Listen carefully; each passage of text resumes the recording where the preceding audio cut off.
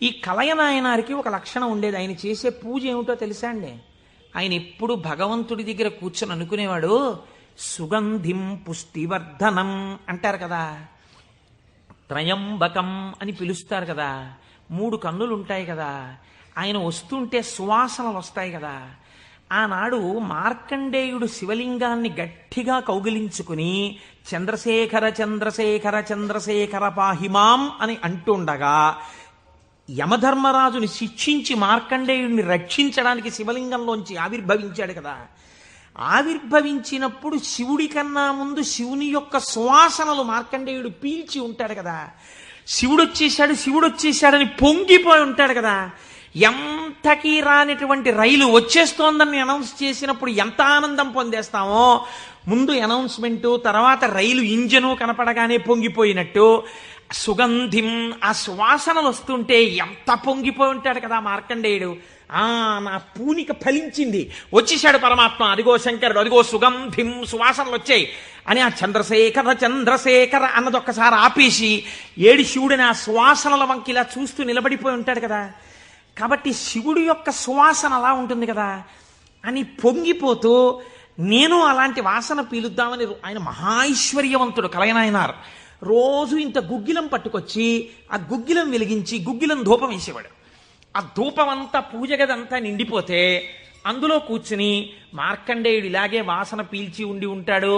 ఆనాడు అర్జునుడు గబగబా వెళ్ళి తన గాంధీవం ఎత్తి కొడుతున్నప్పుడు శివుడి దగ్గరికి వెళ్ళినప్పుడు వాసనలు ఇలాగే వచ్చి ఉంటాయి అని ఆ వాసనలు పీలుస్తూ కళ్ళు మూసేసుకుని ఇవే శంకరుడి శరీరంలోంచి వస్తున్న వాసనలు, ఇక్కడే శివుడున్నాడని రోమాంచితం అయిపోయి పరవశించిపోతూ సమాధి స్థితిలోకి వెళ్ళిపోయేలా ఉండిపోతుండేవాడు ఆయన.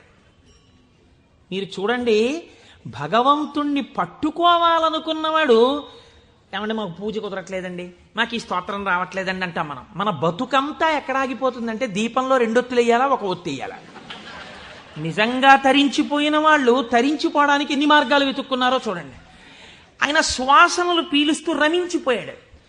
శంకరుడు చూశాడు, వీడు రోజు గుగ్గిలం పట్టుకొచ్చి వేసి ఇన్ని రకాల దర్శనాలు చేసేస్తున్నాడు రా, గుగ్గిలం పొగ అడ్డం పెట్టుకుని. ఎంత చిత్రం రా ఇది, గుగ్గిలం పొగకి వీడు సమాధిలోకి వెళ్ళిపోతున్నాడు. అసలు ఈ గుగ్గిలం కొనలేని స్థితి తెస్తే ఏం చేస్తాడో చూద్దాం అనుకున్నాడు. ఐశ్వర్యం అంతా క్షీణింపచేశాడు. ఆయనకి మనస్సు శివుడి మించి పోలేదు. ఎలాగో అలా నానా కష్టాలు పడి ఇంత గుగ్గిలం తెచ్చి శంకరుడికి వేసి ఆ వాసన పీల్చేటప్పటికి సమాధిలోకి వెళ్ళిపోయాడు. ఇంక ఏముంది, మనస్సు అలవాటు పడిపోయి ఇంత పొగొచ్చేటప్పటికి అంతే సమాధిలోకి వెళ్ళిపోతాడు. ఎంత తేలికండది. అగరత్తు వెలిగించకుండా ఉంటాం కదా, అగరత్తు వెలిగిస్తే గుగ్గిలైనా సమాధిలోకి వెళ్ళిపోతాడు అంతే. ఈ స్థితి చూసి శంకరుడు భార్యాబిడ్డలు తినడానికి కూడా అన్నం మెతుకు లేకుండా చేశాడు. చూద్దాం ఏం చేస్తాడు. భార్యాబిడ్డలు పస్తులున్నాడు. అన్నమో రామచంద్ర అని ఆ భార్య మహాపతివ్రత. ఆవిడ తన మెడలో ఉన్నటువంటి మంగళసూత్రాన్ని తీసి నాయనారికిచ్చి, అయ్యా మీరిది పట్టుకెళ్ళి వెలకట్టి అమ్మించి డబ్బు పట్టుకుని రండి, దాంతో మనం కొన్నాళ్ళు భోజనం చేద్దామని. తప్పకుండా తీసుకొస్తానని ఆ మంగళసూత్రాలు చేతిలో పట్టుకుని శివ శివ శివ శివ అని సంతోషపడిపోతూ వెళ్ళిపోతున్నాడు. శంకరుడు ఒక పెద్ద బండిలో గుగ్గిలం బస్తాలు వేసుకుని ఎదురొచ్చాడు. మళ్ళీ దొరకవుట గుగ్గిలం, అందుకని చెప్పి బస్తాలు కొనుక్కెడుతున్నాను, ఎవరైనా కావాలంటే కొనుక్కోండి అని అరిచాడు.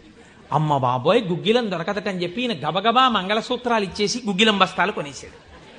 పోనీ గుగ్గిలం దొరకదంటున్నారు, ఇంటికి పట్టుకెళ్ళి ఈ గుగ్గిలాన్ని దాచుకుని రోజు ఇంతంత వేద్దాం అనుకున్నాడా? నిజంగా నాడు శంకరుడు వస్తుంటే సుగంధిం పుష్టివర్ధనం, ఇదొక్కటే ఆయన సమాధికి కారణం. ఇంత గుగ్గిలం వెలిగించి మధ్యలో కూర్చుంటే అసలు నిజంగా శంకరుడు విరాట్ రూపంతో వచ్చేసినట్టుండదు. కాబట్టి ఈ గుగ్గిలం అంతా వెలిగించేస్తానన్నాడు. ఇంట్లో వెలిగించేస్తే బాగుండదు, పొగలు వచ్చేస్తాయి. ఓ గుళ్ళోకి పట్టుకెళ్ళి వెలిగించేస్తే బాగుంటుందని ఈ గుగ్గిలం అంతా వేసుకుని ఓ గుడికి పట్టుకెళ్ళి ఈ గుగ్గిలం అంతా వెలిగించేసి దాని మధ్యలో కూర్చొని సమాధిని పొందేసి కడుపులో ప్రేగులు నకనకలాడిపోతున్నాయి. తెలియదు, ఆకలి తెలియదు, శరీరం నీరస పడిపోయింది, శరీరం అంతా నొప్పులు పెట్టేస్తోంది, తెలియదు. ఇంట్లో భార్య బిడ్డలు శోషించి పడిపోయే స్థితి వచ్చింది, తెలియదు. ఆ పొగ మధ్యలో సమాధి స్థితిని పొందాడు. ఇప్పుడు నా భాషలో చెప్పాలంటే భగవంతుడు ఓడిపోయాడు.